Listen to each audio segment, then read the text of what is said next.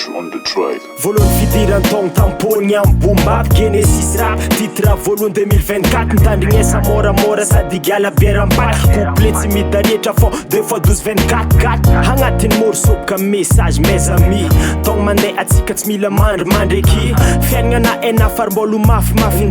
atsika koa tsy tontotry atsika ho faty eky natao mora natao sarotra atsika tsy maintsy mikarikobeko mba ho avotro fiaignana ty tsisy ady varotro tsisy olo tavandraigny tsisy olo afaka antenay azy magnantegna raha bôtso akamoagna tsy maintsy ifaigny mila miketriky mila maevoko mila mikofoko mila miezaka mila tsy kivy mila midofotro mila mandalo fahasahiranagna mila mikofoko amin'izegny milalalala avenir magnitry mipofo life difana enafike atsika mila miafy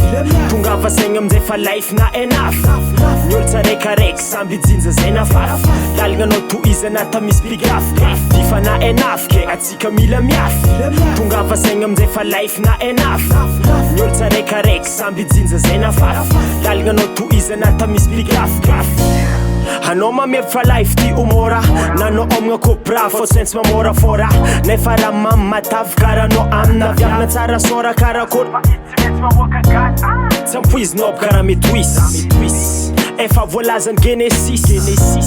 ny tsara misy ny ratsy koa misy lava tandroko sisisisy karazagna an'olo regny ka tsy maintsy gafy anao na ino raha ataonao izy tsy maintsy contre anao izy tsy mety ho faly aminao na isan'andro moe aminao amin'ny fotoagna tsy ampoizinao izy mavity mamono anao ke mila melo atsika brada zonty karaha regny alavira lavitry be mihitsy brada fiaignanao fô ataova ambla izy tabataba antegna koa manataigny tsy mandany fotoagna amdraba difana enafike atsika mila miafy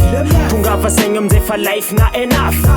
ny olo tsaraikaraiky samby jinja zay nafafy lalagna anao tohizana ta misy bigafy difana enafike atsika mila miafy tonga vasaigna amin'izay fa life na enafy